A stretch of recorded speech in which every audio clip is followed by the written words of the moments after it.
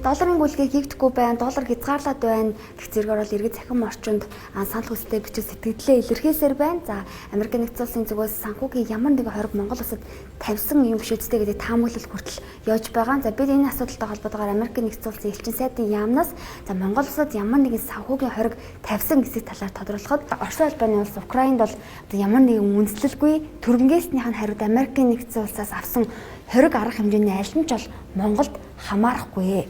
За бид Оросын элитэд болон тэдний гэр бүлийн гишүүд санхүүгийн сүлжээ болон хөрөнгө Кремлийн хяналтдах за Украиныг тогтворгүй болгоход хувь нэмрээ оруулдаг хуурамч мэдээллийн хэрэгслүүд за мөн дээрэс нь Орос улбаны улсын батлан хамгаалахын байгууллагууд за мөн Путиний сонгосон дайныг дэмжсэн Беларусь улсыг бол онилсон.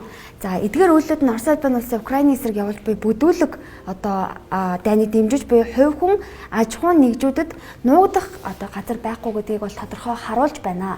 За мөн дээрэс нь за урд өмнө хизээж байгаагүй эдгээр суурилын одоо хориг арга хэмжээ Оросын санхүүгийн систем эдийн засаг шууд болон урт хугацааны хохирол учруулж амин чухал худалдааны үйл ажиллагаанд нэвтрэх Оросын болон за эрх мэдлийг төлөвлөх Путиний чадварыг хязгаарлах болно зэргээр бол энэ дараах энэ тайлбарыг бол ирүүлсэн байгаа. Тэгэхээр ямар нэгэн хориг бол тавиагүй гэдэг бол элчин сайдын яамнаас бол мэдгдсэн. За харин яагаад доллар олдохгүй байгаа талаар банкудаас бид тодруулахад одоо валютын нөөц дууссан. За хизээ одоо эргээд хэмийн нөхцөл байдалтай орохыг бол тодорхой хэлж мэдэхгүй байна гэдэг хариултыг хэлсэн юм а.